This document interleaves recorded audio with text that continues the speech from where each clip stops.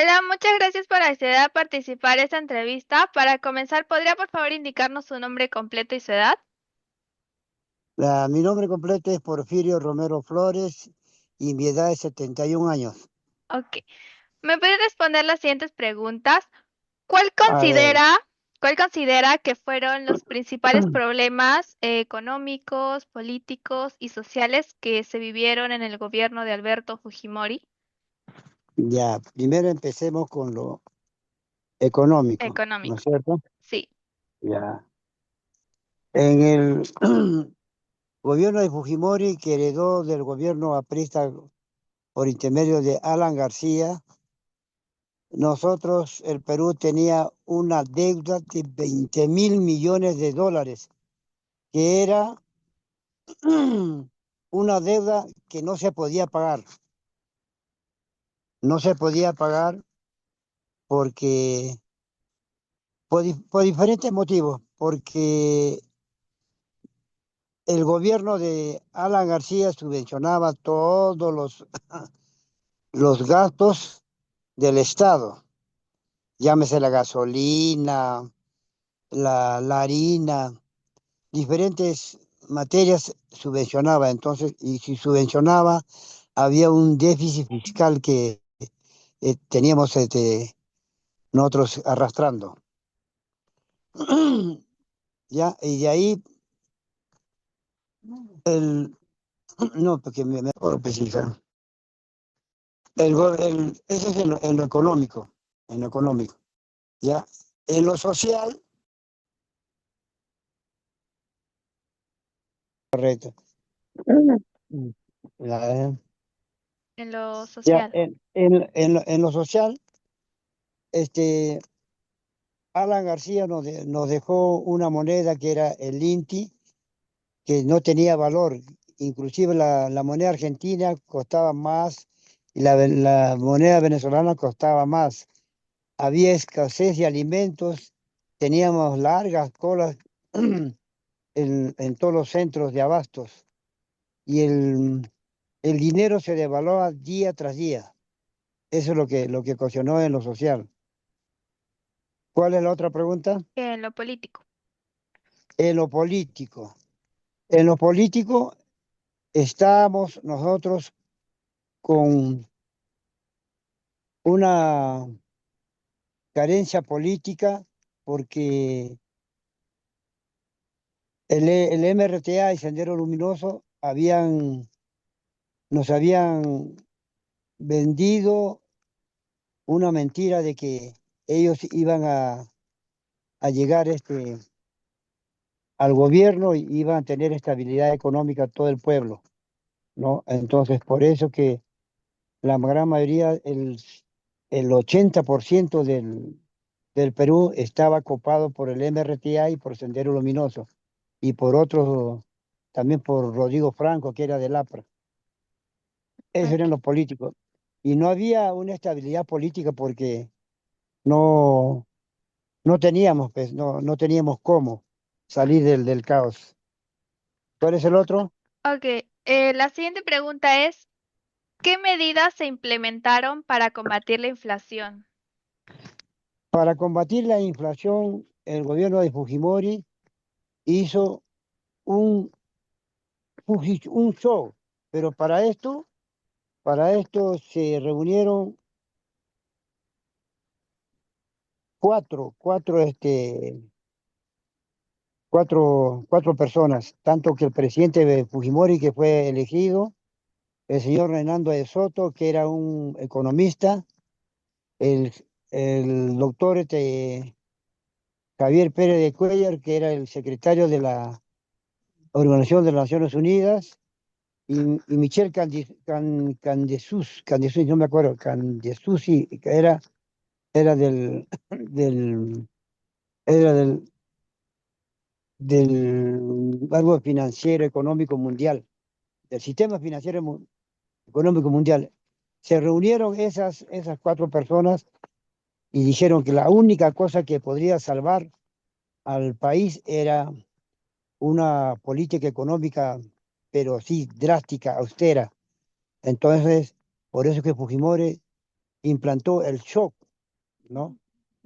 El Fuji-Shock, llamado el Fuji-Shock. ¿En qué comprendía eso?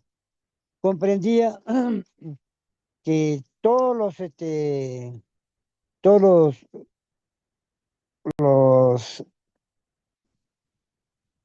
todos los ministerios, las empresas públicas, ¿no? Las empresas públicas que nos dejaba déficit y pérdida económica anualmente, lo vendió, lo vendió y lo pasó a hacer ¿cómo se llama? Privado.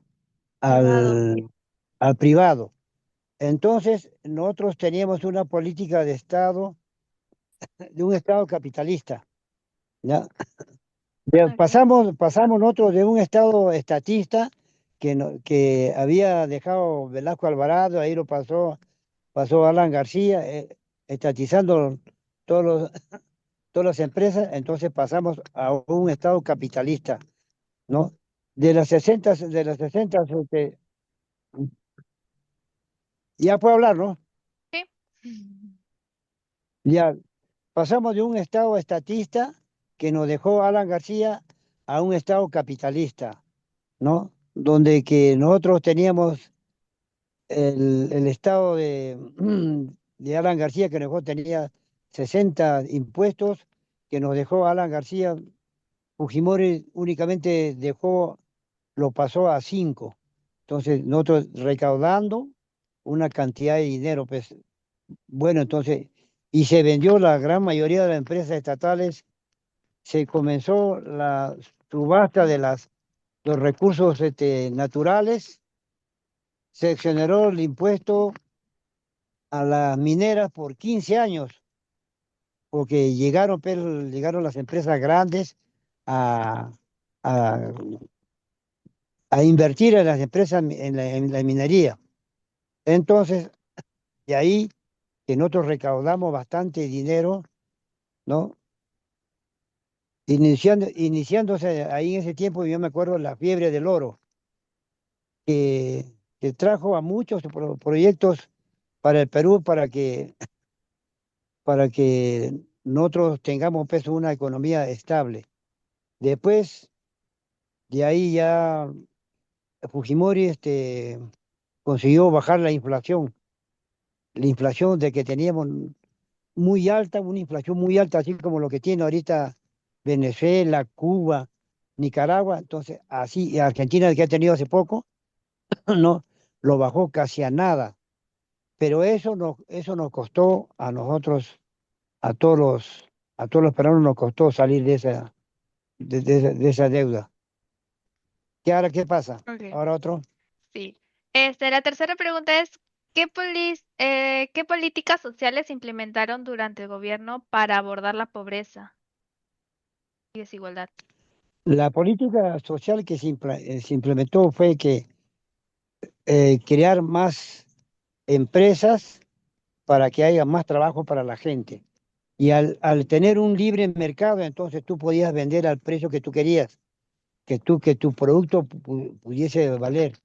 La gente comenzó a tener trabajo y salir de la pobreza. La, las grandes empresas que eran privadas comenzaron a generar.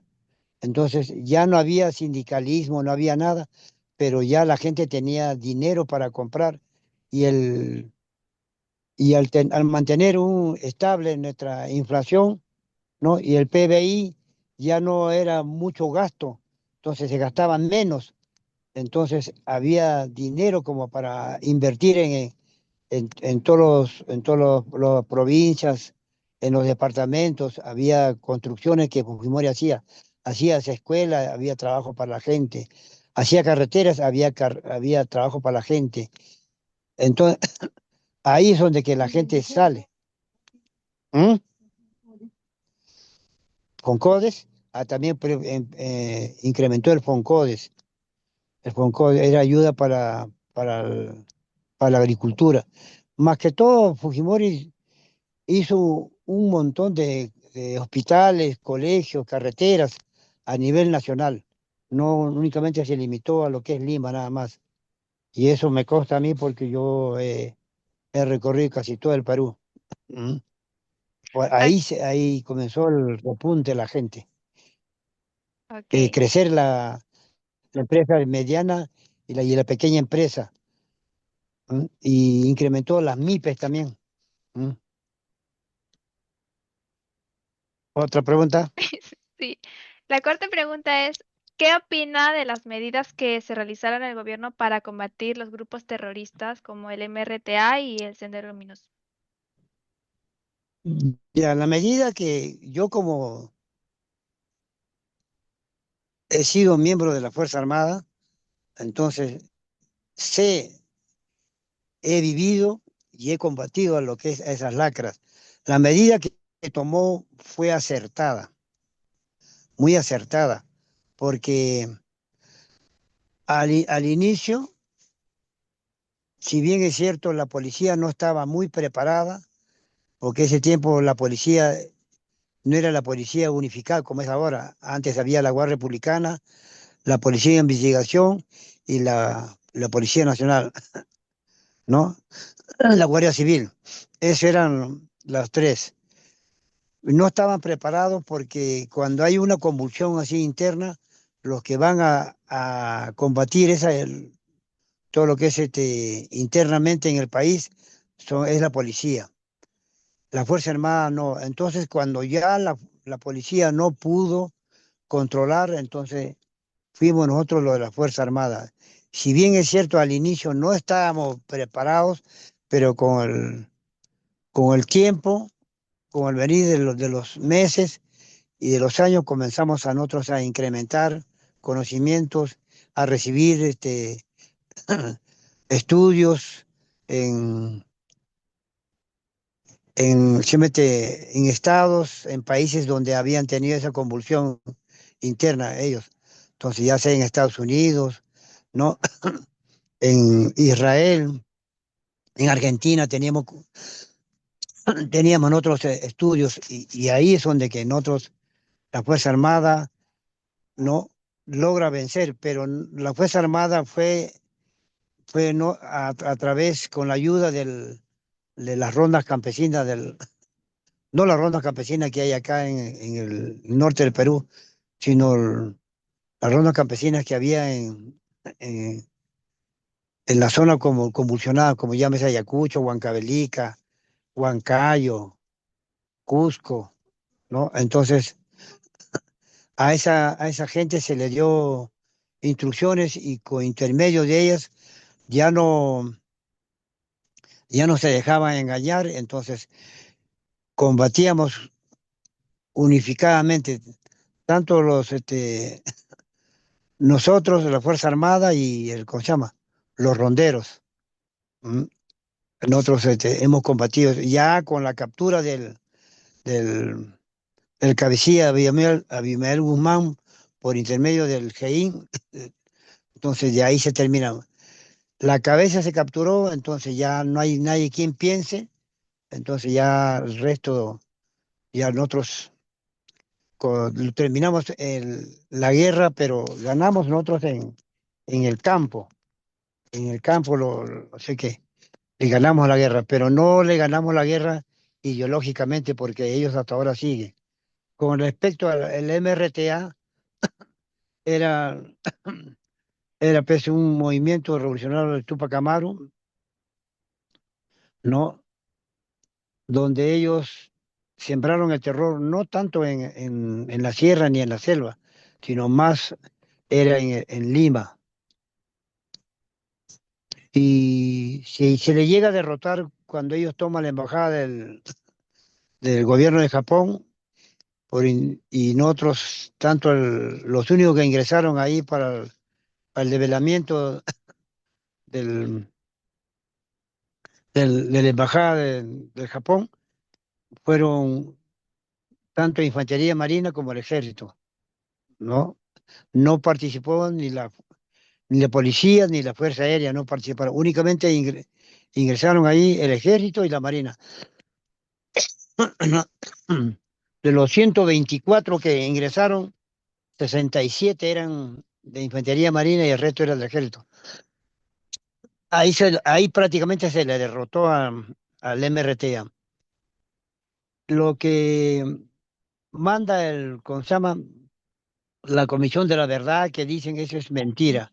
Ese es un cuento que han hecho los comunistas, los caviares, como ahora como están ahorita, están metidos en todos en las instancias del Estado, están copados ellos, tanto en el Poder Judicial, ¿no? Están copados. Toda la gran mayoría son ¿cómo se llama? Todos son comunistas, son caviares. Entonces, nunca le perdonaron a Fujimori porque cerró el Congreso, cerró el Ministerio de Justicia, todo cerró. Entonces, porque no le dejaban gobernar. Y aparte de eso, que cuando nosotros capturamos, lo mandamos a la cárcel, el Poder Judicial, como había jueces y fiscales, abogados que eran comunistas, soltaban a todos los presos que eran terroristas, ¿no? Y se le derrotó, pero lo único malo es de que, si bien es cierto, ha habido excesos de parte de la Fuerza Armada por desconocimiento o por venganza, porque cuántos hermanos también han caído en el momento. Entonces ahí ha habido exceso, y es cierto, pero no es como hablan con la comisión de la mentira, la comisión de la verdad, digo.